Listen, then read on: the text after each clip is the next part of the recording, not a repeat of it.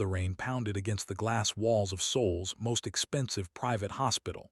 Inside the emergency corridor, members of the powerful Kang family, people feared by politicians, businessmen, and even criminal syndicates, stood frozen in terror.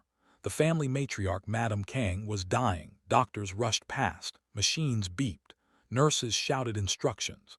Then the head surgeon walked into the hallway. His face was pale. His voice shook.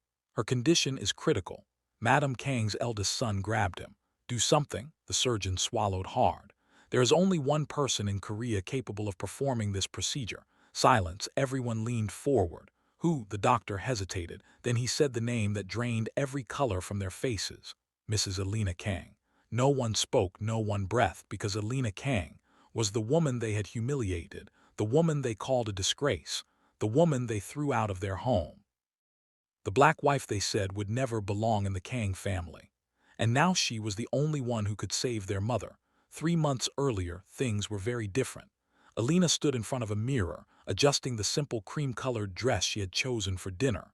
She looked elegant without trying, dark skin, glowing hair neatly braided, calm eyes hiding nervousness. Tonight was important, very important. It was her first formal dinner with her husband's family. She inhaled slowly. Her husband walked in. Kang Min-yi, the most feared man in Seoul's underground world, CEO by day, Mafia king by night, tall, sharp, unreadable. Men feared him, women desired him, but around Alina he softened. Min-yi walked behind her and gently rested both hands on her shoulders. "You're nervous," smiled weakly. "Is it obvious?" He met her eyes in the mirror. She exhaled. "What if they hate me?" Min-yi's expression hardened. "Then that is their problem. But they're your family." Turned her to face him, his voice lowered. "You are my family." Alina's heartbeat quickened. She searched his face. "Will they accept me?" Min-yi paused too long. That silence told her everything. Not everyone would welcome her. Still she forced a smile. "I'll try." He studied her, then said something strange. "Beg anyone for acceptance." Alina frowned. "Why would you say that?" His jaw tightened. "Some people confuse kindness for weakness." Kang estate was massive. Luxury cars lined the driveway. Servants stood in rows. Alina felt every eye on her. The moment she stepped inside, whispers began. She heard them, soft, cruel, unfiltered. "That's her. She's African.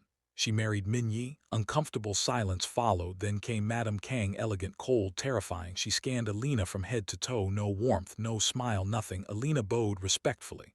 "Mother, it's an honor to meet." Madame Kang cut her off. "I am not your mother." The room froze. Alina's smile disappeared. Madame Kang turned away. "Dinner is ready." Just like that, no welcome, no greeting. Only rejection. Dinner began. A massive table, crystal glasses, luxury cutlery. Family members chatted. No one acknowledged Alina. Then the housekeeper approached. She whispered to Alina, "Madam said your seat is not here." Alina blinked. "I'm sorry." The woman looked embarrassed. She said, "Servants eat in the kitchen." Silence, utter silence. Every family member heard it. No one objected. Alina slowly turned toward Madame Kang. Surely this was a misunderstanding. Madame Kang calmly sipped wine. Without looking at her, she said, "If you want respect in this family, earn it." Alina's fingers tightened. Humiliation burned through her chest. Before she could speak, a voice cut through the room, cold, deadly. "Min-yi, she sits beside me." Everyone froze. Madame Kang finally looked up. Mother and son locked eyes. Tension exploded. Madame Kang spoke first.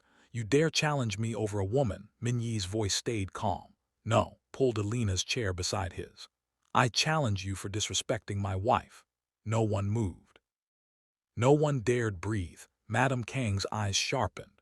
"Alina," she finally addressed her directly, "if you are wise, you will learn that love does not make you equal." Alina swallowed. The insult landed, but she refused to cry. She sat quietly, dignified, yet deep inside she felt the war had begun. Later that night, Madame Kang called Alina privately. The old woman stood near a window overlooking the city. She didn't turn. She simply spoke. "Tell me, what do you want from my son?" Alina answered honestly. "I love him." Madame Kang laughed, not warmly, cruelly. "Love," she turned. "You expect me to believe my son chose you for love?" Alina's chest tightened. Madame Kang stepped closer. "You are poor." Step. "You are foreign." "You are black." Silence, then the final stab. "And you expect me to believe money had nothing to do with this?" Alina's eyes filled, but her voice stayed steady. "I married your son because he sees me." Madame Kang leaned closer. "I see you too, beat. And I see someone who does not belong." That night Alina barely slept. Madame Kang's words replayed endlessly in her mind. You are poor, you are foreign, you are black, you do not belong. She stared at the ceiling, fighting tears. Beside her, Minyi noticed. He turned toward her. You're awake. Alina forced a small smile. I'm fine. Minyi narrowed his eyes. You're not. Silence. Then the dam broke. She hates me. His expression hardened. Alina, she hates everything about me. Her voice trembled now. The way I look at where I'm from. Minyi reached for her hand. But Alina whispered the question she had been holding in. Did you know they would treat me like this? Minyi said nothing. That silence hurt more than words. Alina pulled her hand away. You knew. His jaw tightened. Yes, her heart sank.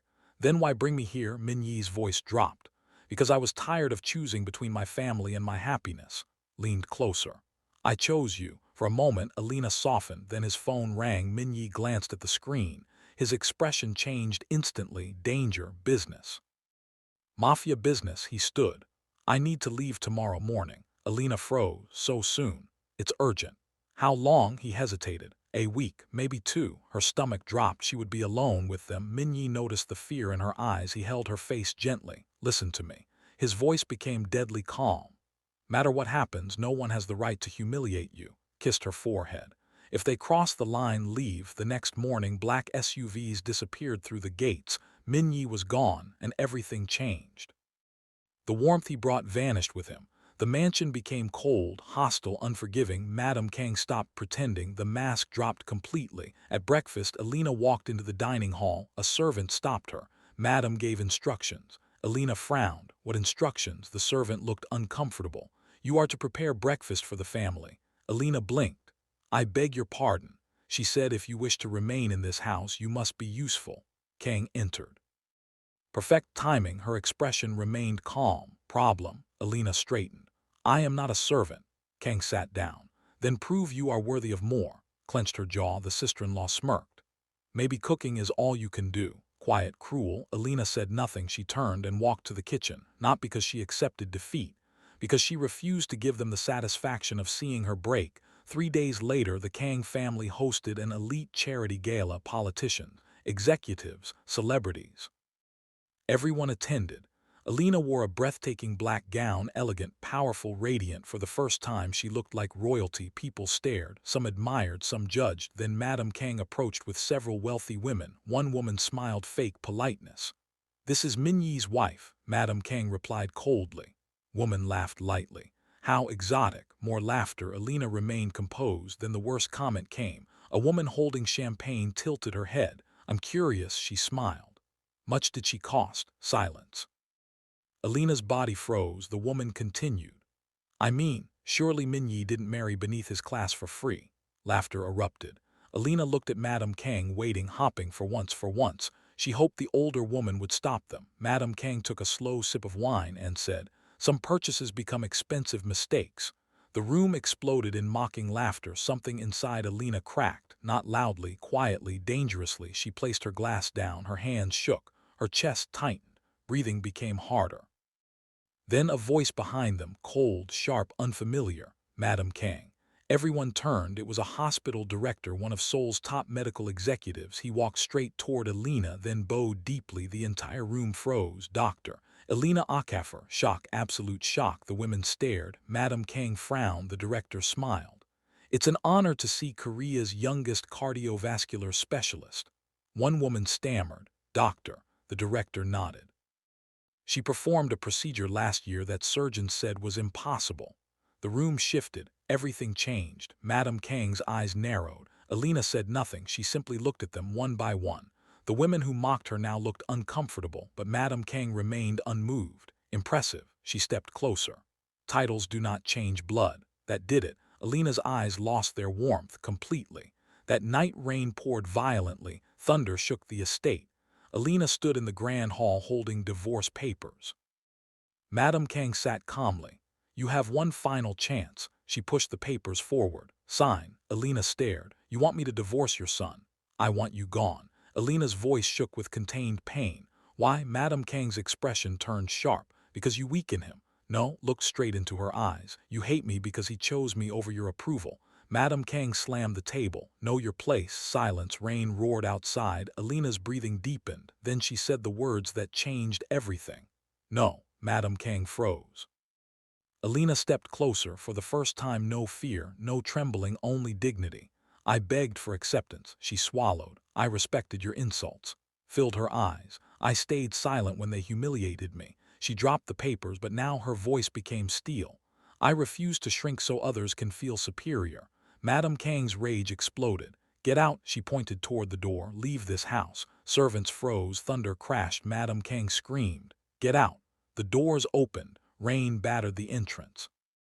Alina stood still for one painful second, then she turned and walked into the storm, barely breathing, barely holding together. As rain soaked her body, her phone rang. She answered. A familiar voice spoke, urgent, panicked. It was the hospital director. Dr. Alina, we need you immediately. Alina frowned. What happened? The director's voice trembled. There's an emergency case. Then her world stopped. It's Madame Kang. Rain hammered Alina's car as she sped through Seoul. Her knuckles tightened around the steering wheel. Her heart pounded. Just 1 hour ago, Madame Kang had thrown her out like trash. And now that same woman was fighting for her life. Fate had a cruel sense of irony. The emergency floor was chaos. Doctors rushed in every direction. Machines screamed. Nurses shouted medical readings. The moment Alina arrived, the hospital director ran toward her. Thank God. Removed her soaked coat. What happened? The director swallowed. Acute aortic dissection. Alina froze. Her face changed instantly. That was bad. Very bad. A tear in the main artery leaving the heart. One wrong second, death. She spoke quickly. Much time? The director hesitated. Less than an hour. Alina's stomach dropped. Then she saw them, the Kang family, standing in the corridor, terrified, broken, silent. No pride, no arrogance, only fear. The eldest son stepped forward. Alina, he stopped. His voice failed. For the first time since meeting them, he looked small, human, desperate. The head surgeon approached with test scans. He placed them on the light board. Everyone watched. Alina examined the scans, her eyes sharpened. Then she spoke. She needs emergency surgical reconstruction. The surgeon nodded. That's the problem. Alina frowned. What problem? He looked ashamed. No one here can do it. Silence. The younger brother snapped. What do you mean no one? The surgeon inhaled. This procedure has only been successfully performed in Asia. Pause. By one person. I slowly turned toward Alina. The younger sister whispered. No. The doctor nodded. Yes. Faced the family. She is the only surgeon in Korea capable of saving Madame Kang.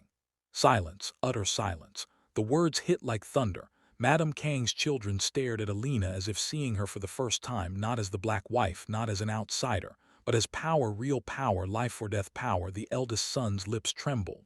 Alina, he swallowed his pride, then did something unimaginable. He bowed deeply. The corridor froze. I am begging you. His voice cracked. Please save our mother. Alina didn't move. Her face revealed nothing. Then the younger sister, the same woman who mocked her, dropped to her knees. Tears streamed down her face. Please, her voice broke. I'm sorry. Alina's heartbeat thundered. Memories flashed, their insults, their laughter, the humiliation, the rain, the divorce papers, everything. Now they were kneeling before her, the woman they said did not belong. Alina closed her eyes. Pain rose inside her, anger, hurt, betrayal. She opened them slowly, then spoke quietly. Tell me something. Nobody moved. She looked at them one by one. If I wasn't the surgeon, silence, her voice sharpened. Would you still be apologizing? No one answered because everyone knew the truth. They wouldn't. Alina nodded slowly. Tears burned her eyes. That's what hurts most. Younger sister sobbed. We were wrong. The eldest son lowered his head. No, voice cracked. We were cruel. Alina's composure nearly broke. Then a weak voice came from inside Aiku. Alina. Everyone froze. Madame Kang, she was conscious. Barely. Alina entered the room. Madame Kang lay pale and weak. The powerful matriarch looked fragile, human. For the first time, no jewelry, no power, no control, only mortality. She slowly looked at Alina. Her breathing was shallow. You came. Alina stood silently. Madame Kang struggled to speak. Why? Alina answered honestly. I don't know. Madame Kang stared at the ceiling. Tears formed. The woman who never cried cried. I hated you. Silence. Not because of your skin. Alina frowned. Madame Kang continued. I hated what you represented. Weak breaths. My son became someone I couldn't control. Her voice cracked. He chose love. Tears rolled over fear. Alina stood frozen. Madame Kang slowly turned, looking directly into her eyes, then whispered, "I was afraid." Alina's chest tightened. Madame Kang grabbed her wrist weakly. "If I die," streamed. "Tell Minyi." Pause. "I was wrong." Monitor beeped wildly. The doctor rushed in. "Her pressure is crashing." Chaos erupted. Time ran out. The director shouted, "Dr. Alina, we need your decision now. Operate or walk away." Everyone stared. Seconds felt like hours. Then Alina inhaled. Her voice became calm, absolute, professional. "Prepare operating room." Shocked, the director blinked. "You'll do it." Alina removed her rings, handed them over. Her voice cut through the chaos. "More questions." She looked at the staff. "Move." Suddenly everyone exploded into action. Doors opened. Equipment rolled. Nurses ran. The Kang family broke down crying. She chose to save her after everything. Inside the operating room, silence. Only machines, scalpels, monitors. Alina scrubbed in, mask on, eyes sharp. Everything emotional disappeared. Only the surgeon remained. The lead nurse whispered, "Vitals unstable."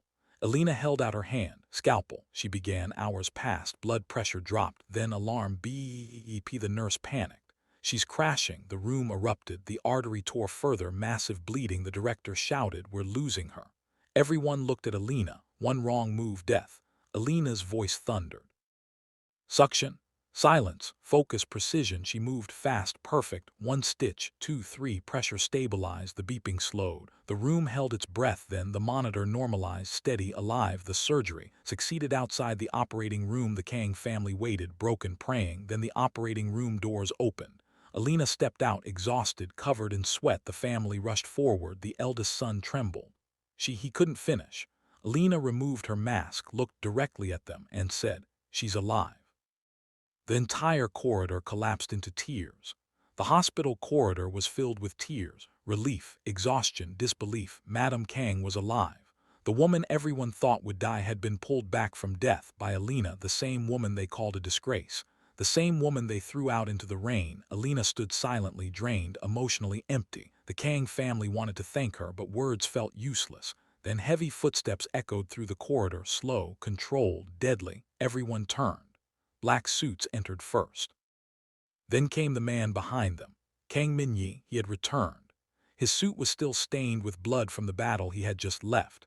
His expression was unreadable, cold, dangerously cold. His eyes scanned the corridor. He noticed his mother's family Kring doctors standing tense. Alina exhausted. Then he saw something else. Her wrist bruised, red, as if someone had grabbed her violently. The temperature in the corridor dropped. Minyi walked toward Alina, stopped in front of her. His voice was calm, too calm. "Who did this?" Silence. Nobody answered. He repeated, slower, more terrifying. "Who touched my wife?" Still silence. The younger sister began shaking. The eldest son looked down. Minyi's jaw tightened. He turned to Alina. "What happened?" Alina looked away. "Mother needed surgery." "That isn't what I asked." He stepped closer. His voice dropped. "Alina." That tone broke her. Tears finally spilled, not from weakness, from exhaustion, from everything she had carried alone. Minyi's expression changed instantly. Rage. Pure rage. He looked at his family and understood. He didn't need details. He knew they hurt her. Madame Kang's eldest son stepped forward. "Minyi, listen." Minyi raised a finger. He stopped talking. Instantly, Minyi spoke without emotion. "When I left," he looked at every single family member. "What were my exact words?" Silence. No one dared speak. His voice sharpened. "I asked a question." Younger brother answered weakly. "You said no one had the right to humiliate her." Minyi nodded. "Correct." Took another step. "Why?" His voice became ice. "Did I return to find my wife bruised, crying, and standing in the same hospital where she just saved the woman who abused her?" Nobody answered. Nobody could, because there was no defense, no excuse, only guilt. The eldest son fell to his knees. Minyi stared. The proud heir of the Kang family kneeling, broken, he bowed deeply. "We failed. We judged her," streamed down his face. "We insulted her." Younger sister collapsed crying. "I called her names." The younger brother lowered his head. "We treated her like she was beneath us." Minyi said nothing. That silence became unbearable. Then the eldest son said the one thing no one expected. "We don't deserve forgiveness." Alina closed her eyes. Pain rose again, because hearing the truth hurt more than denial. Hours later, Madame Kang regained consciousness. Weak, fragile, the family gathered. Minyi stood beside Alina. Madame Kang slowly opened her eyes. She searched the room. then found Alina. Tears immediately formed. The room froze. Madame Kang tried sitting up. The nurse stopped her, but she insisted. Weakly, painfully, she lifted herself. Then did something unimaginable. She bowed her head to Alina. Gasps filled the room. The Kang matriarch bowing. Impossible. Yet it happened. Her voice trembled. Alina. Tears fell. I spent my whole life teaching strength. She struggled to breathe. I confused strength with control. Silence. She looked at Alina with shattered pride. I humiliated you. Rolled faster. I insulted your race. Voice cracked. I insulted your worth. The room cried quietly. Madame Kang folded her trembling hands, then spoke the words no one thought she'd ever say. Please forgive me. The room waited. Everyone held their breath. Alina stared at the woman who caused her so much pain, the woman who made her cry, bleed. Rake for a long moment, nothing. Then Alina stepped closer. Madame Kang braced herself, perhaps for rejection, perhaps for anger. Instead, Alina gently held her hands warmly, softly. She spoke, voice shaking. When you humiliated me, tears formed. I wanted revenge. Silence. I wanted you to feel my pain. More tears. But in the operating room she inhaled. I realized something. Madame Kang looked at her. Alina smiled sadly. Pain doesn't heal pain. The entire room froze. Those words pierced everyone. Alina continued. If I punished you with cruelty, her voice softened. Then I would become exactly what hurt me. Madame Kang broke completely. She sobbed. Years of pride collapsed. I'm sorry, over and over. I'm sorry. Minyi finally spoke. He looked at his family, then at Alina, then said, this family will change. No one interrupted. From today, his voice carried authority. No one under my name will ever insult another human for race, class, or origin. Not in this house. In our business. Anywhere, his gaze sharpened. Anyone who does answers to me. Everyone understood that was law, absolute law. Weeks passed. Madame Kang recovered slowly. One evening the entire family gathered for dinner again. Same mansion, same table, but this time something changed. A servant approached Alina. She smiled warmly. Madam, looked up. The servant pulled out a chair right beside Madame Kang, the head seat beside the matriarch. Alina froze. Madame Kang looked at her. This time there was warmth, real warmth. Spoke gently. Daughter. Alina's eyes widened. Madame Kang smiled through tears. Come sit beside your mother. Alina broke down crying. Minyi held her hand. She sat, this time not as an outsider, not as a tolerated guest, not as the black wife, but as family, real family. Sometimes life has a cruel way of revealing truth. The woman they humiliated for being different became the very person who saved them, because true worth was never determined by skin, wealth, or status. It was revealed by character. And in the end, the strongest person in the Kang family was the woman they once called weak.